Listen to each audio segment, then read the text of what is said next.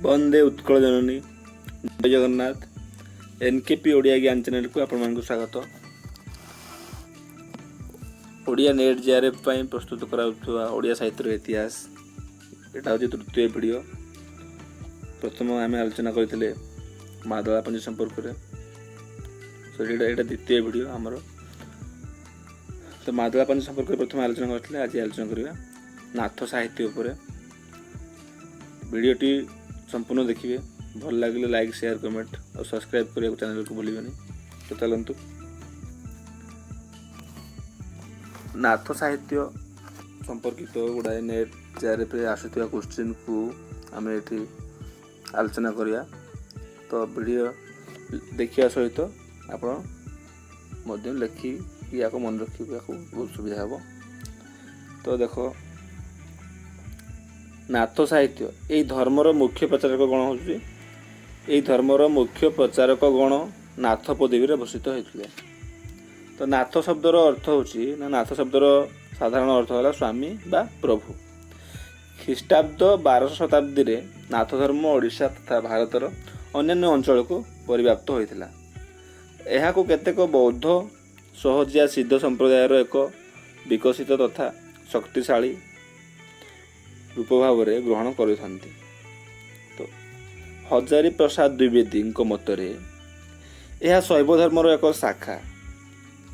आचार्य क्षितिमोहन सेन मतरे अन हिंदुइज्म पुस्तक नाथ धर्म को वैदिक सभ्यतार पूर्वर प्रचलित थिबा और परवर्ती काल रे यह बौद्ध जैन और हिंदू धर्मर संस्पर्श रे आसी परिवर्तित नियम धारण करिछि बोली हमर किए कहते क्षितिमोहन, आचार्य क्षितिमोहन। हजारी द्विवेदी कि क्षितिमोहन कह मान जो संज्ञा किए कौन कही नाथ धर्म उपर कि नाथ धर्म संपर्क कार कौ पुस्तक, ये पुस्तक गुड़ाक बहुत महत्वपूर्ण कारण एगुड़ाक नेट जेआरएफ बुले बुले पकाए। तो देइथिबो संधि स्थापन कर मिलन कर एगुड़ाक। देख गोरख संहिता, गोरख संहिता को देख। गोरख संहिता अनुसार गोरखनाथ नाथ धर्मर प्रवर्तक और नाथ संज्ञाधारी जोगी जाति ठार जात। माने गोरख संहिता कहूँ गोरखनाथ हूँ नाथ धर्म प्रवर्तक है। प्रश्न आसो नहीं गोरख संहिता अनुसार नाथ धर्म प्रवर्तक किए। तो देख मत्स्येन्द्रनाथ समग्र भारतवर्ष में ख्रीष्टीय 10वीं शताब्दी 1200 शताब्दी मध्य नाथ धर्मर व्यापक प्रचार होता।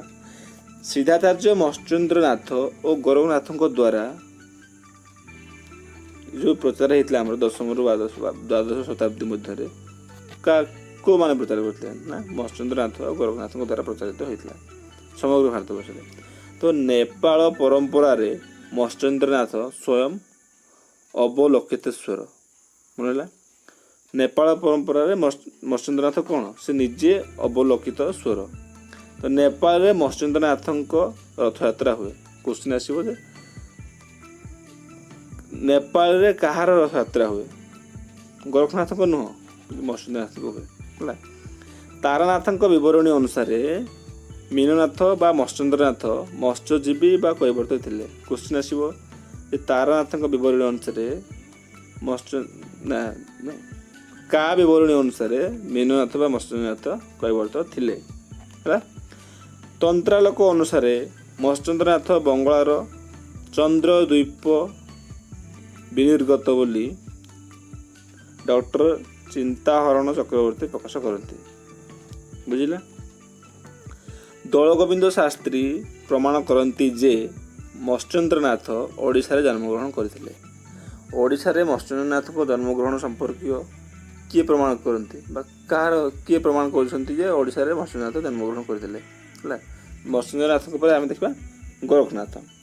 तो सिद्ध गोरखनाथ मत्स्येन्द्रनाथ शिष्य थिले। किए कार शिष्य थे भलसे मन रख। मत्स्येन्द्रनाथ शिष्य थे सिद्ध गोरखनाथ। तो अवलोकित अलौकिक विभूतिर अधिकारी होइथिबारु एहाकु प्रथम सिद्ध भाव में ग्रहण कराए।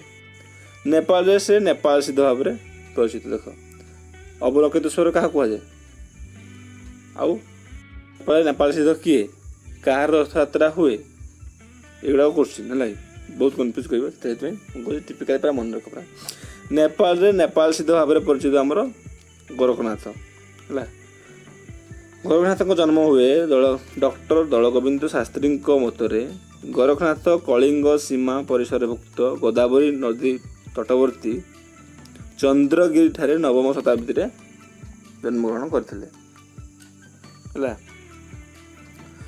ଗୋରଖନାଥ ପୁସ୍ତକ ସିଦ୍ଧାନ୍ତ ପଦ୍ଧତି ଏବଂ ଶିଶୁବେଦ ହେଉଛି 25ଟା ଶ୍ଲୋକର ସମାହାର ହେଲା।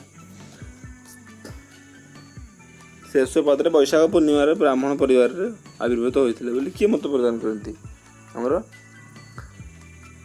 ଦୋଳଗୋବିନ୍ଦ ଶାସ୍ତ୍ରୀଙ୍କ ମତ ଅନୁସାରେ ହେଲା। ଚନ୍ଦ୍ରଗିରି ଠାରେ ଥିବା ନବମ ଶତାବ୍ଦୀରେ ଶେଷ ପାଦରେ ବୈଶାଖ ପୂର୍ଣ୍ଣିମା ଦିନ ବ୍ରାହ୍ମଣ ପରିବାରରେ ଆବିର୍ଭୂତ ହୋଇଥିଲେ ଆମର ଗୋରଖନାଥ। ତାଙ୍କର ମହାନ ଗ୍ରନ୍ଥ ହେଲା ସିଦ୍ଧ ସିଦ୍ଧାନ୍ତ ପଦ୍ଧତି ଓ ଶିଶୁବେଦ। ମନେ ରଖ, ସିଦ୍ଧ ସିଦ୍ଧାନ୍ତ ପଦ୍ଧତି ଓ ଶିଶୁବେଦ। ତାର ଶିଶୁବେଦ ଉପରେ ଆଲୋଚନା କରିବା ନା। ଶିଶୁବେଦ ହେଉଛି ନାଥ ଧର୍ମର, ଆମର ଯେଉଁ ନାଥ ଧର୍ମର ଶିଶୁବେଦ ହେଉଛି ପ୍ରଥମ ଗ୍ରନ୍ଥ ହେଲା। ଯୋଗଭିତ୍ତିକ ନାଥ ଧର୍ମର ପ୍ରଥମ ଗ୍ରନ୍ଥ ଭାବରେ ଶିଶୁବେଦ ପରିଗଣିତ। ଶିଶୁବେଦ ହେଉଛି ଯୋଗଭିତ୍ତିକ ଗ୍ରନ୍ଥ ହେଲା। ତାପରେ ହେଲା ସୁଷୁମ୍ନା। ଶିଶୁବେଦ ନାମଟି ଯଥାର୍ଥ ନୁହେଁ ବୋଲି ଦୋଳଗୋବିନ୍ଦ ଶାସ୍ତ୍ରୀ ମତ ଦିଅନ୍ତି। ସେ ମତ କରନ୍ତି ଯେ ସୁଷୁମ୍ନା କାଳକ୍ରମେ ଶିଶୁ ଅର୍ଥାତ୍ ଅତଏବ ଶିଶୁବେଦ ହେବା ଅଧିକୃତ। ମାନେ ସୁଷୁମ୍ନା ଦେଖ, ସୁଷୁମ୍ନା କାଳକ୍ରମେ ଶିଶୁ ଅତଏବ ଶିଶୁବେଦ ହେବା ଅଧିକ ଯୁକ୍ତିଯୁକ୍ତ ବୋଲି ଆମର ଦୋଳଗୋବିନ୍ଦ ଶାସ୍ତ୍ରୀ ମତବ୍ୟକ୍ତ କରନ୍ତି। ତ ଦେଖ 25 ଗୋଟିଏ ଶ୍ଲୋକର ସମାହାରରେ କଳବରରେ ପୃଷ୍ଠ ହୋଇଛି ଆମର ଶିଶୁବେଦ ଗ୍ରନ୍ଥଟି। ପ୍ରଥମେ ଗୋଟିଏ ଶ୍ଲୋକ ଓ ପରେ ତାର ଗଦ୍ୟ ରୂପେ ଏହି କ୍ରମରେ ଗ୍ରନ୍ଥଟି ରଚିତ ହୋଇଛି। ବଂଶୀଧରଙ୍କ ମତରେ ଏହା 14 ଶତାବ୍ଦୀର ରଚନା ବୋଲି ସେ କୁହନ୍ତି। କି ବଂଶୀଧର ମହାନ୍ତିଙ୍କ ମତରେ ଏହା 14 ଶତାବ୍ଦୀର ରଚନା ହେଲା। ତାପରେ ଦେଖ ସାରଳା ମହାଭାରତରେ ଶିଶୁବେଦ ପଦଟି ବ୍ୟବହାର ହୋଇଛି। ନଟବର ସାମନ୍ତରାୟ କ'ଣ କୁହନ୍ତି ଦେଖ ନା, ନଟବର ସାମନ୍ତରାୟଙ୍କ ପୁସ୍ତକରେ ନାଥ ସାହିତ୍ୟ ସମ୍ବନ୍ଧୀୟ ଶିଶୁବେଦରେ ସ୍ୱରୂପ ଉଦ୍ଘାଟନ, ଓଡ଼ିଆ ସାହିତ୍ୟରେ ସ୍ୱର ପରିବର୍ତ୍ତନ, ଶିଶୁବେଦର ସ୍ୱରୂପ ଉଦ୍ଘାଟନ, ପରମ୍ପରା ଶିଶୁବେଦ ଏକ ଅଧ୍ୟୟନ, ଏଗୁଡ଼ା ହେଉଛି ଆମର ନଟବର ସାମନ୍ତରାୟ ଲେଖିଛନ୍ତି। କାହା ସମ୍ବନ୍ଧୀୟ ନା ନାଥ ସାହିତ୍ୟ ସମ୍ବନ୍ଧୀୟ ଏତିକ ପୁସ୍ତକ ଆମର ନଟବର ସାମନ୍ତରାୟ ଲେଖନ୍ତି। ତ ଦେଖ ଅମରକୋଷ ଗୀତା। ତାପରେ ଦେଖିବା ଅମରକୋଷ ଗୀତାରେ କ'ଣ ହେଉଛି ନା, ଅମରକୋଷ ଏହା ଆଦିନାଥ ନାମରେ ବର୍ଣ୍ଣିତ ହେଇଛି। ଅମରକୋଷ ଗୀତଟା ଆଦିନାଥଙ୍କ ନାମରେ ବର୍ଣ୍ଣିତ ହେଉଛି। ଏଥିରେ ଶିଶୁ ପୁତା ଭାବରେ ସମ୍ବୋଧିତ, ଶୁଣ ପୁତା ଲଇରେ ଏଭଳିଆ ସମ୍ବୋଧିତ ହୋଇଛି ହେଲା। ଶିଶୁକୁ ମାନେ ଶିଶୁର ପୁଅ ଅର୍ଥରେ ସମ୍ବୋଧିତ ହୋଇଛି, ପୁତା ଅର୍ଥରେ। ରଚନା କାଳ 13ଶହ ଶତାବ୍ଦୀ କେତେକ କହନ୍ତି। କୃଷ୍ଣଚରଣ ସାହୁ କିନ୍ତୁ ଏହା ଭାଷା ଦୃଷ୍ଟିରୁ 15ଶହ ଶତାବ୍ଦୀ ବୋଲି କହିଥାନ୍ତି। ପ୍ରାଚୀନ ଗଦ୍ୟଶୈଳୀରେ ରଚିତ 2 ଖଣ୍ଡ ଅତ୍ୟନ୍ତ ଜୀର୍ଣ୍ଣ ଅମରକୋଷ ପୋଥି ସଂଗ୍ରହାଳୟରୁ ସଂଗ୍ରହ କରିଛନ୍ତି। ତ ଓଡ଼ିଆ ସାହିତ୍ୟରେ ପ୍ରଥମ ନିଦର୍ଶନ ହେଉଛି ଆମର ଓଡ଼ିଆ ଗୀତା ସାହିତ୍ୟ, ବୁଝିଲା। ଓଡ଼ିଆ ଗୀତା ସାହିତ୍ୟର ପ୍ରଥମ ନିଦର୍ଶନ ହେଉଛି ଅମରକୋଷ ଗୀତା। ତାପରେ ଦେଖ ମତ୍ସ୍ୟେନ୍ଦ୍ର ଗୀତା। ମତ୍ସ୍ୟେନ୍ଦ୍ରନାଥଙ୍କ ନାମରେ ବର୍ଣ୍ଣିତା ଏହି ଗ୍ରନ୍ଥଟିର ଆବିଷ୍କାରକ ହେଉଛନ୍ତି ଶ୍ରୀ ବ୍ରହ୍ମାନନ୍ଦ ଦାସ। ଏଗୁଡ଼ାକ କୋଶ୍ଚିନ୍ ଆସିବ, ଇମ୍ପୋର୍ଟାଣ୍ଟ କୋଶ୍ଚିନ୍ ଯେ ମତ୍ସ୍ୟେନ୍ଦ୍ର ଗୀତାର ଆବିଷ୍କାରକ କିଏ, ବ୍ରହ୍ମାନନ୍ଦ କାହା ସହିତ ରିଲେଟେଡ୍ ଦେଇଥିବାର ଗୋଟେ ଅପସନ୍। ସେ ଏହାକୁ ଚର୍ଯା ସାହିତ୍ୟ ପରବର୍ତ୍ତୀ ପ୍ରଥମ ରଚନା ଭାବରେ ଅନୁମାନ କରନ୍ତି। ଏହାର ସମୟ ସୀମା ସେ 1100ରୁ 1200 ଶତାବ୍ଦୀ ବୋଲି ରଖିଛନ୍ତି। ଏହି ଗୀତ ଅନୁସାରେ ଜଗନ୍ନାଥ ହିଁ ନାଥମାନଙ୍କର ଆରାଧ୍ୟ ଦେବତା। तो प्रश्न आसपे जगन्नाथ ही नाथ धर्म आराध्य देवता क्यों पुस्तक अनुसार वर्णित होती नाद ब्रह्म नटवर सामंतरे शिशुवेद को नाद ब्रह्म रूपे ग्रहण करती क्वेश्चन आसपे एमती भी नाद ब्रह्म बोले किए कहते बंशीधर को ओडिया साहित्य इतिहास रे कौन कहुई ना पीताम्बर दत्त बड़थवाल गोरखवाणी ग्रंथ रे गोरखों विषय रे अनेक रचना कर चैतन्य दास को विष्णु गर्भ पुराण 1500 शताब्दी शेष भाग रचना यही पुस्तक रे शिशुवेदर बहुल उल्लेख अच्छी रुद्र सुधानिधि शिशुवेदर बहुल उल्लेख अच्छी टीका गोविंद चंद्र लेखक जोगींद्र देवज्ञ विप्र केतेक पुस्तक रे उद्धव दास बोली लिखा जाइए गोरख संहिता यह एक अप्रकाशित नाथ साहित्य सर्वप्रथम अध्यापक ब्रह्मानंद दास गोरख गीता और चंद्रशेखर नाथ शीर्षक प्रबंध यही ग्रंथर परिचय आलोचना कर शिशुवेदर लेखक होला किए ना गोरखनाथ नाथ धर्म और दर्शन किए लिखिं ना दौलगोविंद शास्त्री शिशुवेदर नाम नाद ब्रह्म बोली नटवर सामंतराय कहती अच्युत गोत्री बोली उल्लेख थिबारु शारदास परवर्ती रचना बोली यह गुरुत्व हेबा उचित बोली अध्यापक नटवर सामंतराय दृढ़ युक्ति उपस्थापन करती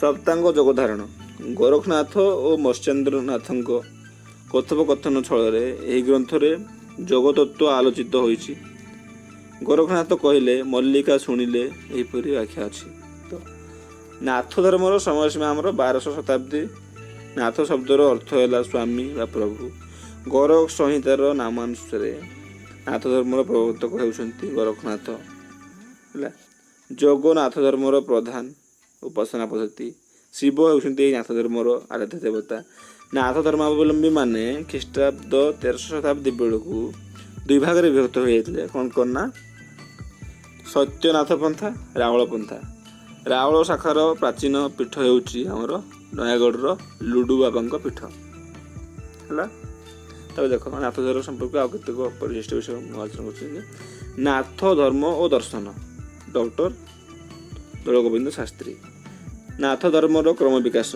डॉक्टर दौलगोविंद शास्त्री नाथ संप्रदाय डॉक्टर हजारी प्रसाद द्विवेदी चौतीसा मधुचक्र विच्छंद चरण पट्टनायक प्राचीन गद्या पद्यदर्श डॉक्टर आर्तवल्लभ महांती ओडिशार नाथ संप्रदाय और नाथ साहित्य डॉक्टर बंशीधर महांती अन हिंदुइज्म आचार्य कीर्तिमोहन एमती एपट देव ना देव एपटी पुस्तक ना देव तुम तार सामंजस्य देखिए सन्धि कर आशा करडियोटी भल लगी ये भिडियो कौन सी त्रुटि विच्युति थिले दयाकोरी कमेंट बॉक्स में कमेंट करेंगे जदि नाथ धर्म संपर्क आउ किसी अन्य तथ्य जाना इच्छुक थी कमेंट बॉक्स में कमेंट कले मुझे रिप्लाई देवी कि यार या विषय अन्य किसी वीडियो बनइबी रही नमस्कार।